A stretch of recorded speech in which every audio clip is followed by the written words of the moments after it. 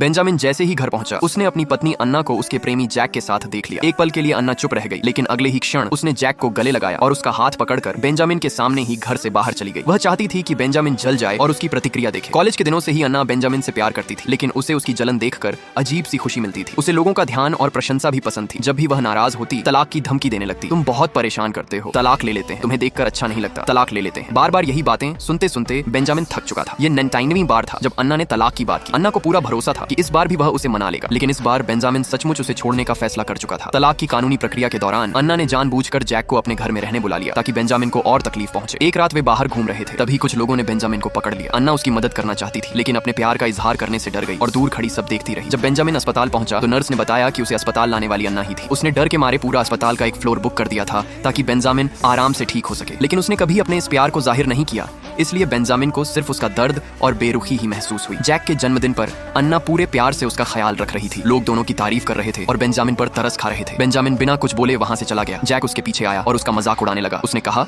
कि 7 साल तक अन्ना के पीछे भागने और 3 साल शादी करने के बाद भी वह कभी उसका दिल नहीं जीत पाया। बेंजामिन शांत स्वर में बोला, अगर अन्ना तुमसे इतना प्यार करती है तो हर बार तलाक की बात होने पर उसने मुझसे शादी तोड़ी क्यों नहीं? क्या कभी सोचा कि तुम उसकी पहली पसंद नहीं, सिर्फ मुझे जलाने का एक जरिया थे? यह सुनकर जैक का चेहरा उतर गया। गुस्से में उसने बेंजामिन को स्विमिंग पूल में धक्का दे दिया। बेंजामिन को तैरना नहीं आता था और वह डूबने लगा। अन्ना दौड़कर आई, लेकिन उसने बेंजामिन की बजाय जैक को संभाला और उल्टा बेंजामिन को ही दोषी ठहराया। उसी पल बेंजामिन के दिल से अन्ना के लिए बची हुई आखिरी उम्मीद भी खत्म हो गई। उसने तय कर लिया कि अब बस तलाक की प्रक्रिया पूरी होने का इंतजार करेगा। अन्ना को अब भी लगता था कि बेंजामिन उससे कभी अलग नहीं हो सकता, इसलिए उसने उसे और सताने के लिए हर जगह जैक को अपना नया प्रेमी बताना शुरू कर दिया। पार्टी में उसने सबके सामने जैक को चूम लिया ताकि बेंजामिन जल जाए, लेकिन इस बार बेंजामिन के चेहरे पर जलन नहीं, सिर्फ घृणा थी। कुछ समय बाद किसी ने जैक की पिटाई कर दी। बिना सच्चाई जाने अन्ना ने इसका इल्जाम भी बेंजामिन पर लगा दिया और उसे सारे रिश्ते तोड़ने की धमकी दी। बेंजामिन ने कोई सफाई नहीं दी क्योंकि वह खुद भी यही चाहता था। फिर बेंजामिन को पता चला कि उसके गेम डिजाइन प्रोजेक्ट पर चोरी का आरोप लगा है और दावा करने वाला कोई और नहीं बल्कि जैक है। उसे समझते देर नहीं लगी कि अन्ना ने ही उसका जीवन भर का सपना जैक को तोहफे में दे दिया था। वह कमरे में पहुंचा तो उसके सारे असली डिजाइन गायब थे। जैक उन्हीं कागजों को हाथ में लेकर उसका मजाक उड़ा रहा था। बेंजामिन गुस्से से कांप उठा,